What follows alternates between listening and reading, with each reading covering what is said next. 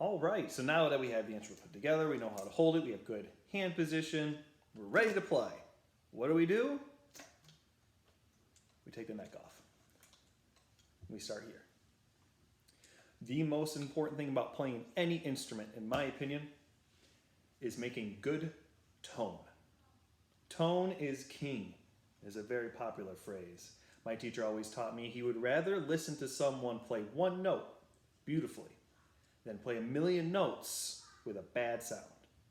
So we need to focus on making a really good sound before we even play anything. Okay? Now how do we do that? We're going to utilize this. That way we're not focusing on this. I'm going to leave it here. But you can even put your saxophone down and just get this out. The phrase is, and you should memorize this, and say it to yourself before you play, every single time you play, flat chin, corners in. That is what will get you a really good sound. Flat chin, corners in. Okay? Now your lower lip is going to wrap over your teeth, your bottom teeth here, like so. If you imagine this is your teeth, here's your lip. The lip's going to sit right on top. Half your lip will be in your mouth, half will be out of your mouth, and the reed will sit right on top. Just like so. From there, your teeth on top will rest on top of the mouthpiece. Don't bite it. Just let it rest. Here and here. Flat chin is when you take the muscles and you pull down and you flatten your chin out. You can take your finger and make sure that's done correctly. You should see a horseshoe shape here. And it should be flat against the bone. No puffiness. Flat chin, corners in. When you bring your corners in, you're trying to think about a drawstring, a circle around the reed. You're supporting that reed from all sides to a circle. Flat chin, corners in. Reed on top, teeth on top. And then you blow. How much mouthpiece do you take in?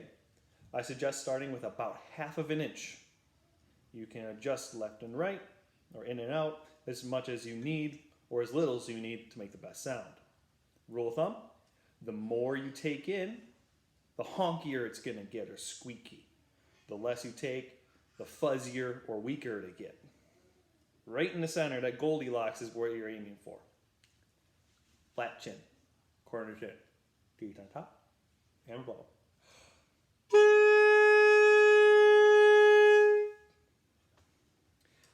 You should practice with this before you play. And I always call this, with my students, our embouchure checks. Embouchure, E-M-B-O-U-C-H-U-R-E. One of the most important words in playing an instrument. How you form your face muscles. And how you're going to make a good tone. Forming your face muscles plus air equals good tone. Okay? So if you get this right and focus on that, get that good tone set, you're gonna be set off. Okay, you're gonna do really well. So practice.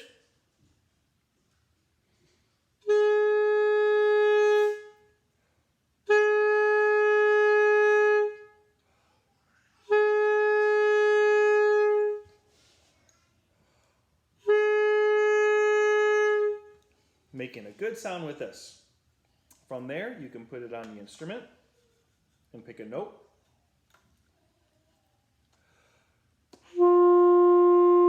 And again, I'm still thinking flat chin, corners in, teeth on top.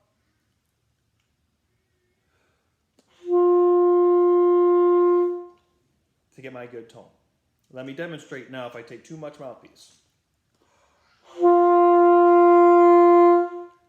It's really open and brassy. Too little. Weak and under-supported.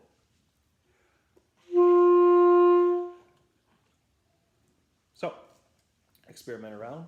The best way to get your embouchure perfect is to sit in front of a mirror and get a picture of what a good embouchure should look like. You can find one from your teacher. Put it next to where you are in the mirror. Form your embouchure. Look at that embouchure and see what's different. Or is it the same? And then practice.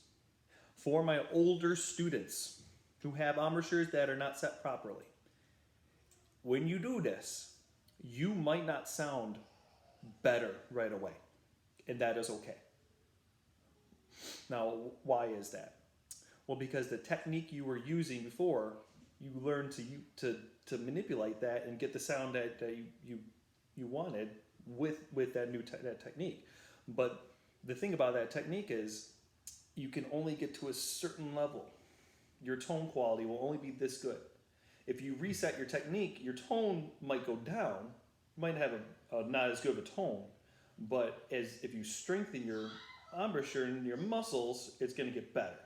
And then you're going to get to a point where your tone is going to peak higher than what you were before. Okay? So just spend time working on your embouchure away from your music, away from band and solo rep. Just get this out, get a mirror, and focus on this. And one day it'll click and it'll stick forever. And when it sticks forever, your tone quality is going to improve. Okay? One last thing that I just remembered I forgot about is, I see this all the time, your lip is rolled too far in or too far out. Now I'm going to show you that. So if my lip is sticking out, like that, I have no support. If it's rolled too far in,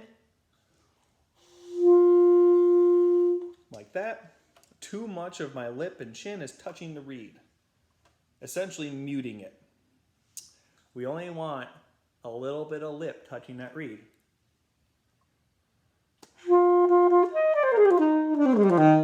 To get the best sound possible. All right, so go work on those embouchures. Remember, embouchure is super duper important to making a good sound.